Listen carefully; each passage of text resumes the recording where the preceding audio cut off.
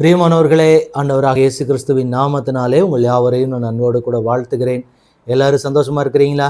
இந்த நாளிலே தேவனாகிய கர்த்தர் நம்மோடு கூட பேசுகிற ஒரு காரியம் மற்றும் ஒரு வாக்குத்தத்தம் என்னவென்றால் 128ஆம் சங்கீதம் 2வது வசனம்.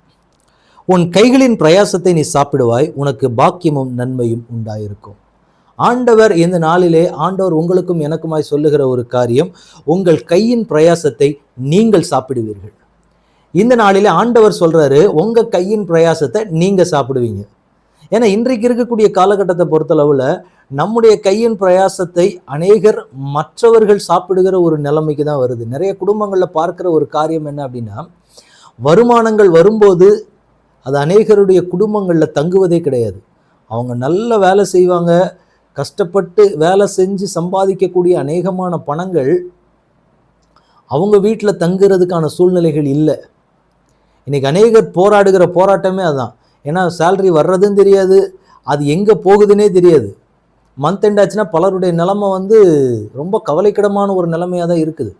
அப்போ உன் கையின் பிரயாசத்தை நீ சாப்பிடுவாய். அதுதான் ஆண்டவர் நமக்கு கொடுக்கிற வாக்குத்தத்தம். நீங்க அதை சாப்பிட வேண்டும். உங்கள் கையின் பிரயாசத்தை ஆண்டவர் உங்களுக்கு ஒரு வேலையை கொடுத்திருக்கிறார். ஆண்டவருக்கு உங்களுக்கு ஒரு பிஸ்னஸோ ஏதோ ஒரு காரியத்தை, உங்க வருமானத்துக்கான ஒரு வழியை ஆண்டவர் உங்களுக்கு கொடுத்திருக்கிறார். அப்படிங்கிறப்ப அதை நீங்கள் சாப்பிட வேண்டும். உங்கள் மனைவி, உங்களுடைய பிள்ளைகள், இவர்கள் எல்லாருமே அதுக்காக மட்டும்தான் தேவன் கொடுத்திருக்கிற ஆசீர்வாதம். ஆனா இன்றைக்கு இருக்கக்கூடிய காலகட்டத்தை பார்த்தீங்கன்னா, அநேகருடைய வாழ்க்கையில இந்த ஆசீர்வாதங்கள் இல்லாத ஒரு நிலைமையில இருக்கிறீங்க அப்படின்னா, ஏன்னா வர்ற பணம் எல்லாமே வெளியில தான் போயிருது, வெளியில போகக்கூடிய ஒரு சூழ்நிலைமையில தான் நிக்குது. அது எதுவுமே என் கையில நிற்கக்கூடிய ஒரு நிலைமையில இல்லை அப்படின்னு நினைச்சீங்கன்னா, இன்றைக்கு ஆண்டவர் உங்களுக்கு ஒரு ஆலோசனை கொடுக்கிறார். யாருக்கு இப்படி நடக்கும் அப்படின்னா, உன் கையின் பிரயாசத்தை நீ சாப்பிடுவ. யார் சாப்பிடுவாங்க அப்படின்னா, அதுக்கு முன்பாக வசனம் சொல்லுகிறது, கர்த்தருக்கு பயந்த ஒரு வழிகளில் நடக்கிறவன் எவனோ அவன் பாக்கியவான். அவங்களுக்கு அவங்க கைகளின் பிரயாசத்தை அவங்க சாப்பிடுவாங்க. இன்னைக்கு கர்த்தருக்கு நம்ம பயப்படுகிற பயம் நமக்குள்ளாக இருக்கிறதா? எந்த நேரத்திலேயும் நம்மை ஆண்டவர் பார்த்து கொண்டிருக்கிறார் அப்படிங்கிற ஒரு பயம் நமக்குள்ள எப்பயுமே இருக்கப்பட வேண்டிய ஒன்று. ஆண்டவர் அதை தான் நம்மக்கிட்ட எதிர்பார்க்கிறார். இன்னைக்கு அந்த பயத்தோடு கூட நம்ம இருக்கிறோமா? ஒன்று. ரெண்டாவது, அவர் வழிகளில் நடக்கிறவன். அவர் வழிகளில் நாம் நடக்கப்பட வேண்டும். எனக்குன்னு ரூட்டு, தனி ரூட்டு, நாங்கள்லாம் வித்தியாசமான ஒரு ஆட்கள் அப்படிங்கிறது கிடையாது. எனக்கு கர்த்தர் வித்தியாசமான பாதையை வச்சிருந்தாருன்னா நான் அந்த வித்தியாசமான ரூட்ல போகலாம். எனக்கு பிடிச்ச பாதையில நான் என் மனம் போன காரியத்துல தான் நான் போவேன் அப்படின்னா, உங்கள் கையின் பிரயாசத்தை நீங்கள் சாப்பிட முடியாது. இன்னைக்கு நம்ம வழிகளை கொஞ்சம் சீர்படுத்தி பார்க்க வேண்டிய ஒரு காரியம். கர்த்தர் காண்பிச்ச வழியில நாம போவோமானால் நிச்சயமாக இந்த ஆசீர்வாதத்தை நாம் சுதந்திரிக்க முடியும். ஏன்னா இன்னைக்கு இருக்கக்கூடிய அநேகருடைய பிரச்சனை, மந்த் சேலரி வந்துருச்சு அப்படின்னா அடுத்தது எதுக்கு ஒன்னொன்னுக்கும் பிரித்து வச்சுட்டா கையில நமக்கு நிற்கக்கூடிய காரியங்கள் ரொம்ப கம்மி தான். அது அநேகருக்கு ஒன்று டாக்டர்ஸுக்கு போகும், அல்லது மற்ற காரியங்களில் போய் வீணான செலவுகளிலே நிறைய பேருடைய குடும்பங்கள் போய்கொண்டிருக்கிறது. இன்றைக்கு ஆண்டவர் சொல்லுகிறார், உங்க கையின் பிரயாசத்தை நீங்க சாப்பிடுற ஒரு ஆசீர்வாதத்தை நான் உனக்கு கொடுக்குறேன். ஆனா என்ன பண்ணணும் அப்படின்னா, நீங்க கர்த்தருக்கு பயந்து நடக்கப்பட வேண்டும். அதோடு கூட மாத்திரம் அல்ல, அவருடைய வழியில போகணும். உங்களுக்குன்னு ஒரு வழியை நீங்களாவே மாம்சத்துல ரெடி பண்ணிட்டு நாங்க இப்படிதான் கர்த்தர் வச்சிருக்கிறாருன்னு சொல்லிட முடியாது. தேவன் உங்களுக்கு வைக்கிற பாதையில நீங்க போவீங்க அப்படின்னா, உங்கள் கையின் பிரயாசம் உங்களுடையது தான்.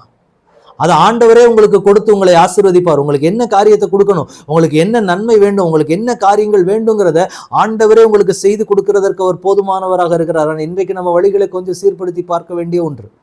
இன்னைக்கு நம்ம அப்படி இருக்கிறோமா? இருந்தோம் அப்படின்னா நிச்சயமாக இந்த வாக்குத்தத்தத்தை ஆண்டவரிடத்துல நீங்க கேட்டு வாங்கலாம். அப்படி இல்லை அப்படின்னா இன்றைக்கு ஆண்டவர் இடத்துல ஒப்பு கொடுங்க. ஆண்டவரே, உமக்கு நான் பயந்து நடக்கிறேன், உமக்கு பிரியமான வழியில் நீங்க காண்பிக்கிற வழியில போறேன்ப்பா, எனக்கு அந்த ஆசீர்வாதத்தையும் நன்மையும் கொடுத்து என் தலையை நிமிர பண்ணுவீராகன்னு சொல்லி இன்னைக்கு நம்ம ஆண்டவர் இடத்துல கேட்க போறோம். ஜெபிக்கலாமா?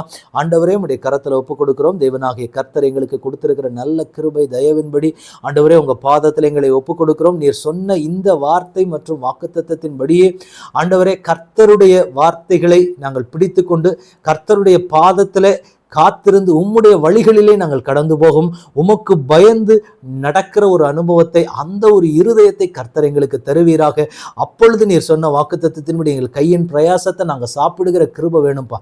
உங்க பிள்ளைகள் எல்லாருக்கும் அந்த கிருபையை கொடுங்க. வீணான செலவுகளுக்கோ அவர்களுக்கு வர்ற வருமானத்தை அவர்களே வைத்து அவர்கள் குடும்பத்தை செழித்தவங்க அடுத்த நிலைமைக்கு கொண்டு போகிறதுக்கு அந்த பிள்ளைகளுக்கு அது ஆசீர்வாதமாய் நிற்க கர்த்தர் கிருபை செய்யும்படி உங்க கரத்துல ஒப்புக் கொடுக்கிறோம். இப்பொழுது உங்க பிள்ளைகள் ஒப்புக் கொடுக்குறாங்க. உங்களுடைய பிள்ளைகளை நீர் பாதுகாத்துக் கொள்ளுங்க, பலப்படுத்துங்க, வழி நடத்துங்க. இயேசு கிறிஸ்துவின் நாமத்தில் ஜெபம் கேளும் எங்கள் நல்ல பிதாவே. ஆமேன், ஆமேன், ஆமேன். God bless you.